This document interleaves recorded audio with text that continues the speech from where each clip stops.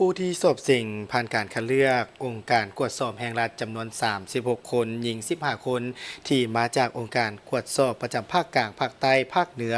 ได้รับการยกระดับความรู้พื้นฐานเกี่ยวกับคะแนนคุ้มครองต่างๆที่ติดพันกับการกวดสอบการนำใช้ AI เข้าในเรื่องงานการกวดสอบในวันที่ 8 มิถุนายน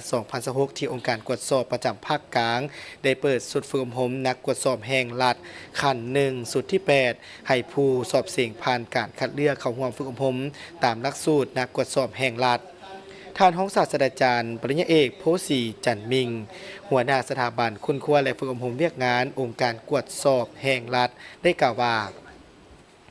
สุดฝึกอบรมในครั้งนี้เป็นการฝึกอบรมนักกวดสอบแห่งรัฐขั้นหนึ่งแม้นมีความหมายความสำคัญหลายต่อการพัฒนาเวียกงานทรัพยากรมนุษย์พนักงานองค์การกวดสอบแห่งรัฐโดยเฉพาะแม้นเวียกงานวิชาเฉพาะการกวดสอบแนใส่ในการยกสูงขีดความสามารถด้านการกวดสอบในแต่ละคะแนนการพร้อมทางสร้างให้ได้นักกวดสอบแห่งรัฐขั้นหนึ่งสุดที่ 8ให้มีความนักแน่นทางด้านความรู้ความสามารถทักษะความชำนาญงานและกลายเป็นมืออาชีพขึ้นเถื่อละเก้าเพื่อสนองให้แก่ความห้องต้องการในนาทีเวียกงานการเมืองในระยะใหม่ทางยกสูงประสิทธิภาพประสิทธิผลด้านเวียกงานกวดสอบสร้างความไว้วางใจและเป็นที่เชื่อมั่นให้แก่ประชาชนการฝึกอบรมในครั้งนี้เพื่อเน้นใส่ในการบำรุงก่อสร้างเพื่อเป็นพื้นฐานให้แก่การคัดเลือกและการหับเอานักกวดสอบแห่งรัฐขั้น1สุดที่ 8ทางหับประกันได้ตามมาตรฐานที่ได้กำหนดไว้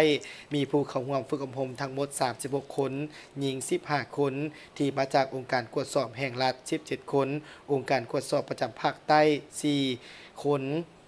ภาคเหนือ2คนมี4คนภาคเหนือ2มี4คนองค์การกวดสอบประจำภาคกลาง1มี4คนองค์การกวดสอบประจำภาคกลาง3มี3คนโดยผู้เข้าร่วมฝึกอบรมจะพร้อมกันค้นคว้าหำเฮียนกลุ่มวิชาเป็นต้นแม่นความรู้พื้นฐานเกี่ยวกับการคุ้มครองต่างๆที่ติดพันกับการกวดสอบการนำใช้ AI เข้าในวิธีการกวดสอบและจรรยาบรรณความเอา11วิชาพร้อมนั้นมีคณะกรรมจากบรรดาคะแนนการที่เกี่ยวข้องมาบรรยายประสบการณ์ตัวจริงและเวียกงานปิ่นอ้อมที่ติดพันกับเวียกงานการกวดสอบแห่งรัฐ